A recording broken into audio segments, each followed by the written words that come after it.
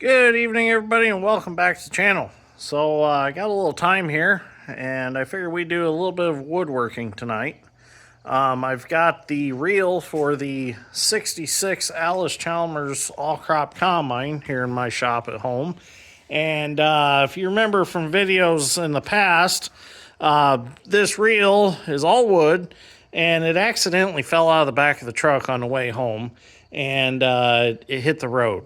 It broke a lot of the wood and just left it in pretty bad shape. I started the last video I done on this. I started making these new arm pieces. And now in this video, I'm going to make the bats for it. So I've got the rest of all this cut out, all the holes drilled. Those are ready to go back on. So once I get these real bats made, then I'll be able to finish it up. So what I'm going to do is I'm actually going to paint this all Allis-Chalmers orange when I'm done. A few of you had asked me how I'm going to seal it. I'm just going to paint it orange, and that'll seal it plenty. The combine's going to sit in the shed anyways. I was going to try to cut some beans this fall. We'll see what happens. Maybe fall 2023 will be a little smoother going than fall 2022. Things got out of hand in 2022 with the rain and everything that we had. So I didn't get a chance to get the pull type out and play with it. The thing I need to do next with the pull type is I need to put the new canvas in the, that feeds it. I put the small one in the top, but the bottom one keeps stopping, so I need to get a new one for the bottom. So we'll see how things go this fall. We still got some time before bean harvest. We'll see if we can get this back together, and maybe we'll do some bean cutting with that combine. I've got the WD Allis-Chalmers tractor now to pull it with. So the two will make a good pair. So let's work on this tonight, do a little woodworking here in the home shop, and see what happens. So what I'm using for these bats is actually their privacy fence boards. I got them at Lowe's, and they're thin already, and they were cheap. I mean, I can't remember what they cost, like $3 or $4 a piece, I think they were. So they're rather cheap. And I'm running them through my DeWalt planer and turning them into this, ripping them down on the table saw. So I'll show you how I do it. It's working really good so far. I got all new fasteners. Got rid of the old square nuts. Just went ahead and used hex nuts. Got new carriage bolts. Reusing straps and stuff. So trying to salvage what I can, but getting rid of the old fasteners because they're pretty rusty and pretty bad shape. The threads aren't in the best of shape. So let's start making these bats. So hopefully everybody enjoys this. Let's see what we can do this evening.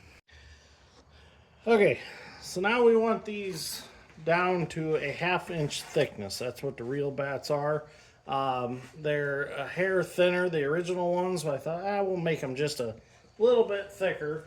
And you're probably wondering, well, that treated lumber is going to be wet. Well, actually, this lumber is laid here in my shop for a long time, and it's good and dried out. So there's no moisture in it. It's pretty dry. It is. It's a little bit cupped, but it'll be all right.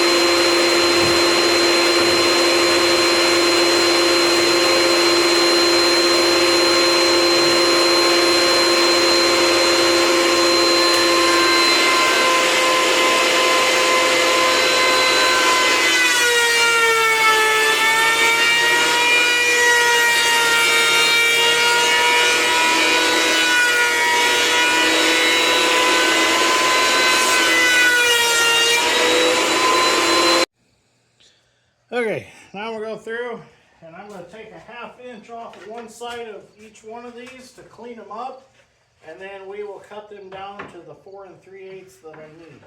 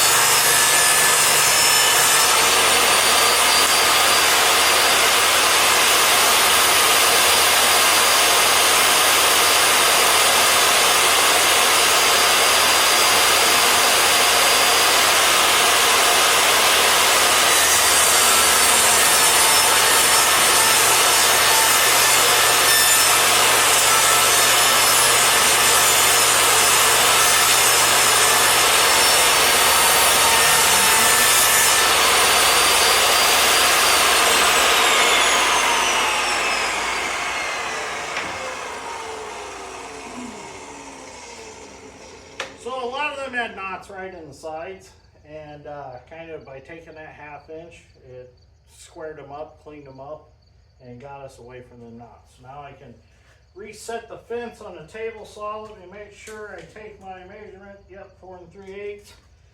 We will adjust our fence to 4 3/8. Right. And let's make it a strong 4 3/8. Yeah, that looks good right there. Lock our fence down.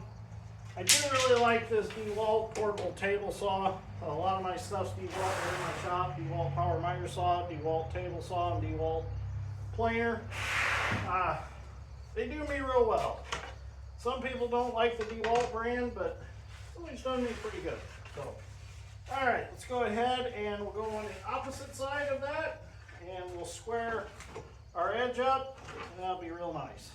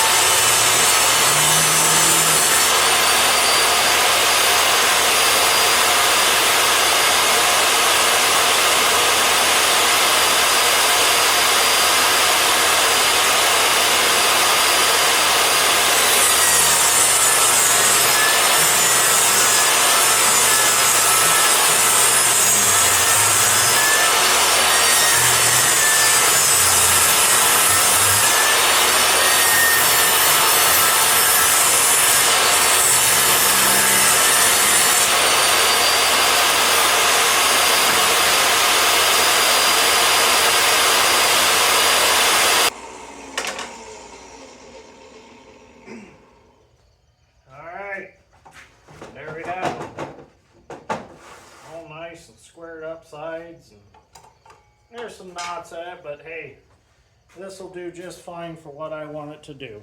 We're not building no piano or roll top desk. We're building a reel for a combine.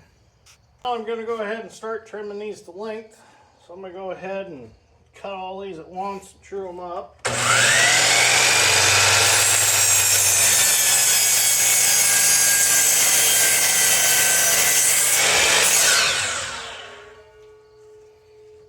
we go. Now I can measure these and I can cut them to length. Length, 62 inches is my magical number. It is right there. So I'm going to cut them all one at a time. I'm not going to put them all together and go too far. Right.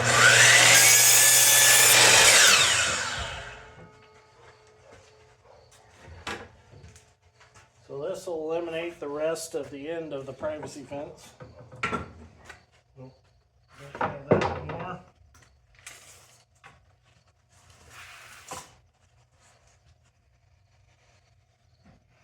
$62.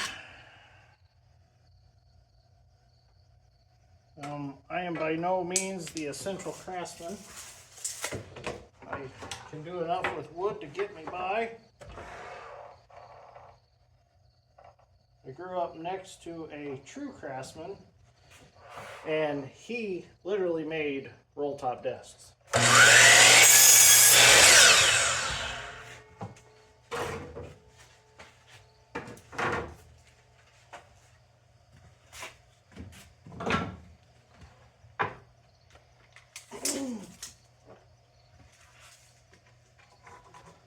The man could probably make you a piano if you wanted it. I learned a lot from his woodworking skills.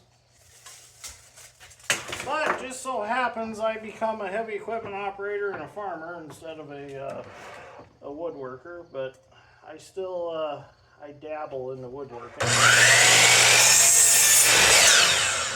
Believe it or not, my dad's a pretty good woodworker. That's what he done a lot of when I was growing up. He done a lot of woodworking out in our first shop. And then when we moved,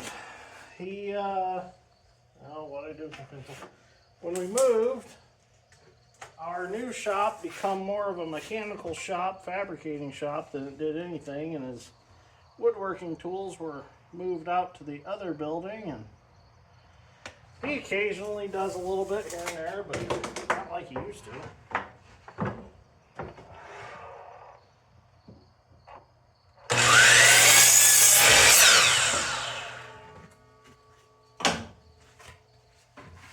Should probably have my safety glasses on. Okay, so now we're down to the tedious part. We've got to cut the ends of these at a 60-degree angle.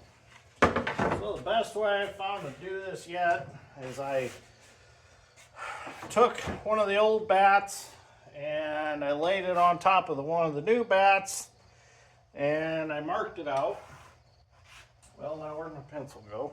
Lost my pencil, you know. So I marked it out and I took it and I made a new one for a template. So now what I'm doing is just gonna mark it, and then I'm gonna turn it over. I'll mark it again.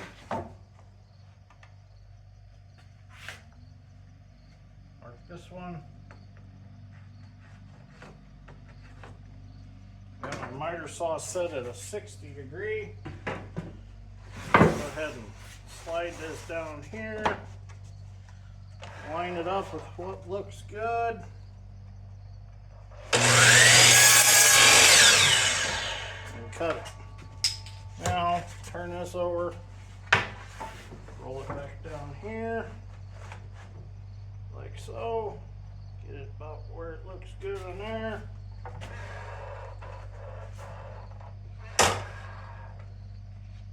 Safety first.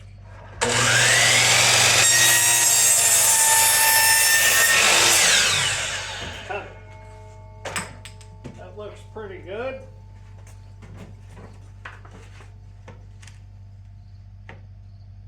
Matches that one fairly close. That looks pretty good. I can live with that. That works. So I got 3 of them done. Go ahead and do the rest of these. Clip them corners off. Just mark it like I did the last one. And then we'll have them all cut out.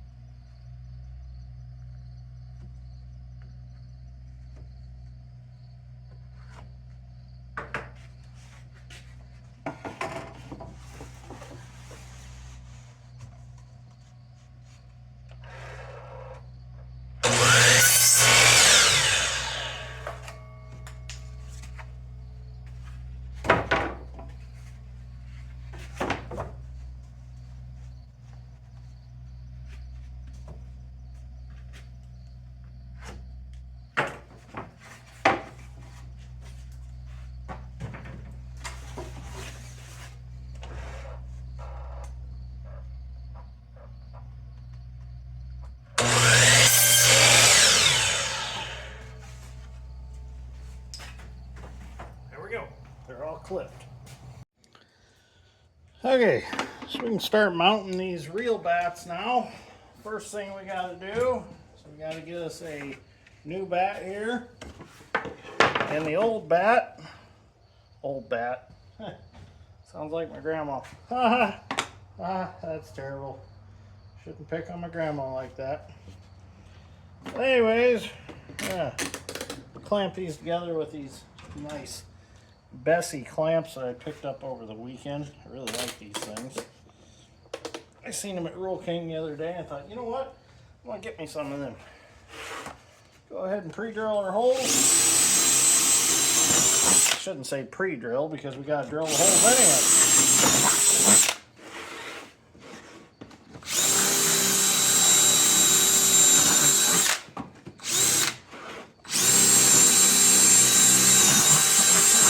Okay, so our holes are already drilled over there in our reel. We just got to carry this over there and bolt it up.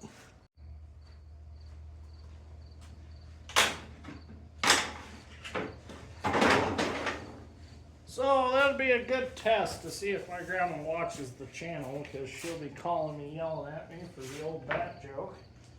She'll probably laugh at it. She's got a good sense of humor about things. So we got our strap and our 2 carriage bolts. We have another one here, put it over here.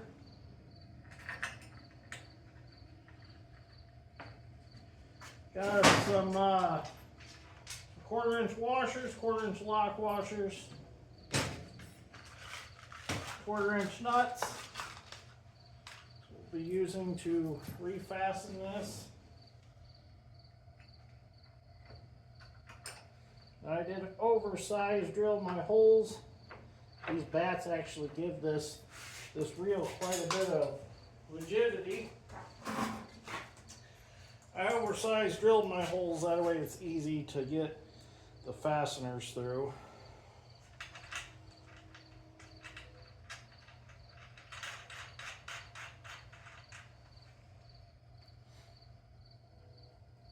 So I don't think we have to replace every bat on camera.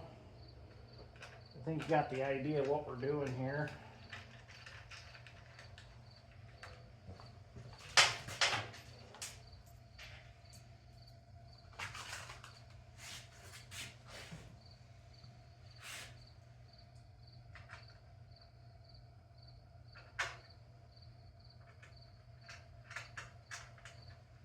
Like I said, hopefully I get some time and I'll get that that new draper belt ordered for that combine, and then we can cut some beans with it this fall. Like I said, I really wanted to last year, but just couldn't get around to it. Picked up this nice 3/8 Ryobi impact. It was on sale at Home Depot, and I got a lot of Ryobi stuff here in the shop. And Ryobi's a partner company in Milwaukee, And I've always had Ryobi tools, and I always thought they were pretty good. I like them.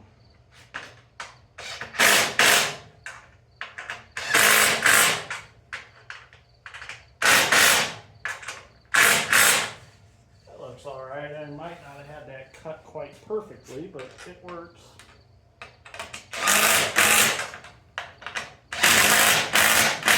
Now this is not like the heads on our newer modern bean heads. You know, you can't tip these bats. They rely on that angle cut on the end of there to give them a tip to them for getting a crop into the head of the combine. So now we can put one more on, and then I'll have to strip old wood off. And the reason I left the old wood on was just to keep the shape of the reel, so I didn't just have a floppy mess. I figured once I fixed the worst first, and I figured I'd leave that stuff intact just to keep things, you know, squared up and such. So now what I can do is I can drag it off the table here, roll it. All the drill's in the way as usual. Gotta watch the light.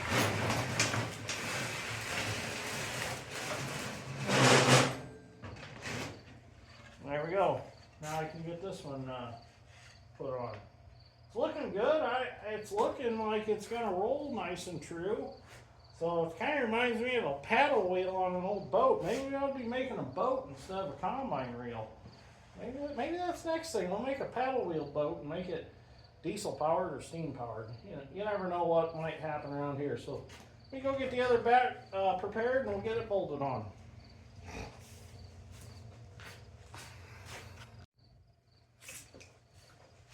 Alright, got us another bat here, old bat. Maybe if my Aunt Peg watches this video, she'll probably get a kick out of that joke about Grandma, because that's Grandma's sister. And they've always had a rivalry back. My Aunt Peg's a little older than my grandma, I think, and can't remember maybe one way or the other. But anyways, Aunt Peg was babysitting for my great-grandma Nanny, and my grandma had some of her hood rat friends over, and I guess they made Aunt Peg so mad that Aunt Peg cut the cord off the TV or something. I don't remember how it went, but something like that. I remember a story. But, you know, the stories different family members tell us growing up. I guess my great-grandma, Marilyn Monroe at one time lived here in Knox. Before she was Marilyn Monroe, she had a different name. But I guess my great-grandma used to play with her when they were kids or something. I can't remember what her original name was, but Marilyn Monroe was like her Hollywood name, or whatever you call it, OnlyFans name, I don't know. But yeah, you always hear these stories from back in the day, and when you're a kid, they all make sense, but when you think about them later, it's like, well, why didn't Aunt Peg cut the cord off the TV? You may never know. You know, my great-grandma, she used to call me a little shit all the time. I deserved it, though. You know, I was a little shit when I was growing up. I always wanted to get a tattoo on my shoulder that said, "You little shit," just in memory of my great-grandma. That's what she used to call me, "You little shit." I used to go in her sewing room. I don't need them bolts. I used to go in her sewing room all the time, and I used to do a lot of sewing when I was a younger kid.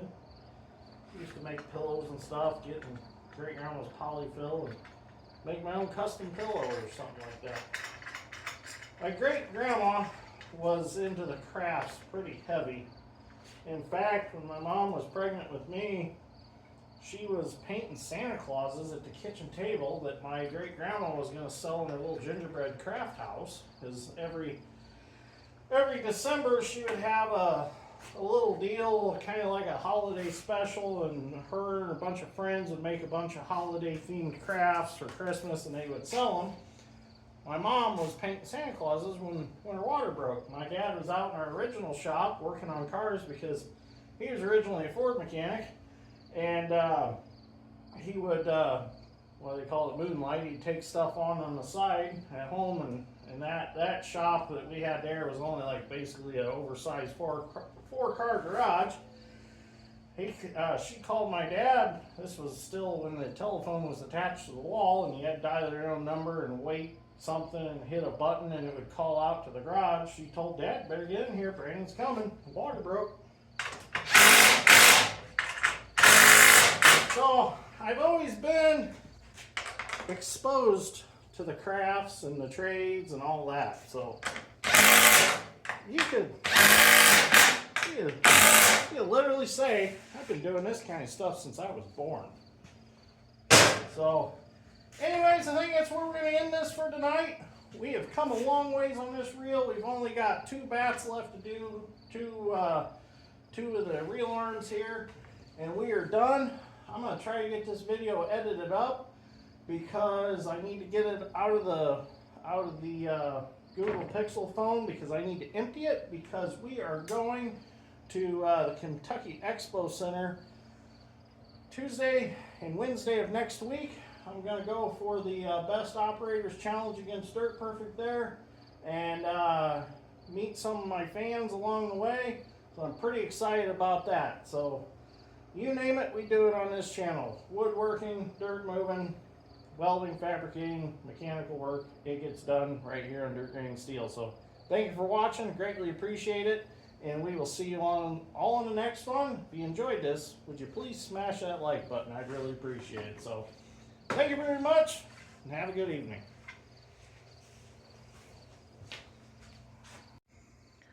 Oh, and by the way, just for the record, I will cut them bolts off. They are a hair long. We don't want stuff wrapping around them reel bats and getting stuck, so I will cut them off eventually.